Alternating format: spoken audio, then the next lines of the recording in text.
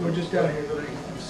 Somewhere in an alternate universe, there's an obscure folk singer, much like myself, called Leonard Cohen, not to be confused with the great Leonard Cohen. Okay, well, I'll promise you this really good.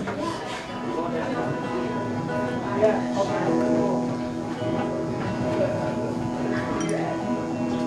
Oh, Suzanne, cook me liver for breakfast in the morning. I dressed up as the mailman. She spanked me with the dustpan. I told her I was psychic.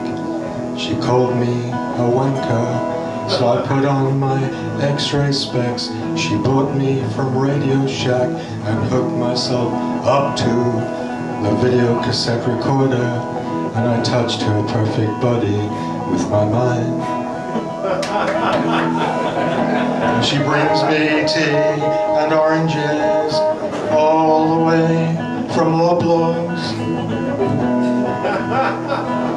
Yes, when Suzanne left me, I was so depressed I swallowed a whole bottle of sleeping tablets. I was lucky though, the bottle got stuck in my throat. And she went off back home to Vegas. And I went into a Zen monastery and I met my spiritual leader, my spiritual master, Swami Yogurt. Swami Yogurt, he was a plain man with just the hint of cinnamon. And he said to me, he said, Leonard, Leonard.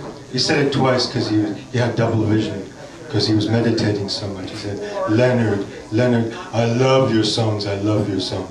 And he said, you're a cross, both of you, you're a cross between Bob Dylan, the great Bob Dylan, who you heard before, this gentleman, thank you. Bob Dylan and Bono, of you too, and he gave me my Buddhist name, Dildo.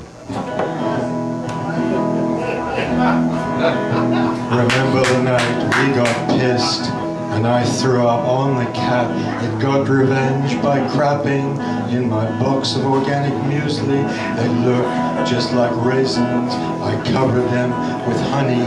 They still tasted funny. Ah, but I was too stoned to care.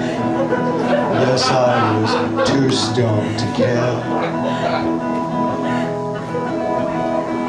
And so in the Zen monastery during the day, I would plant flowers and tend to the ceremonial pot plants and pick weeds. And in the evening, I'd be high up in my room.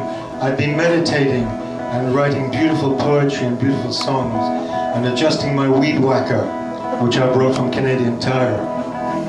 Yes, and next door to the monastery, high on the hill, well, I wasn't high, the monastery was high. Well, sometimes I was high, that's a different story. Anyway, high on the hill, next to the monastery, there was a nunnery, and the nuns, they all loved my songs. They loved my songs. And they had double vision as well, because they meditated so much. And every night at 12 o'clock, on the dot, they would, in unison and simultaneously all together, they would throw open the vestibules, which are like windows, and they would shout in unison, "We want dildo! We..." And some of them told nuns, but I digress. Oh, Jesus, Jesus. Jesus was a sailor, but not much of a swimmer. He tried to walk on water, sank all the way to the bottom. His disciples dove in to save him. As they brought him to the surface, he cried, "I did it, just to test you." Then he turned the water into wine, and they all got really, really wasted, smoking ceremonial pot plants in bongs filled with Beaujolais. And there's another verse to this story, but I've forgotten what it is. God, but I am too stoned to care. Yes, I am too stoned to care.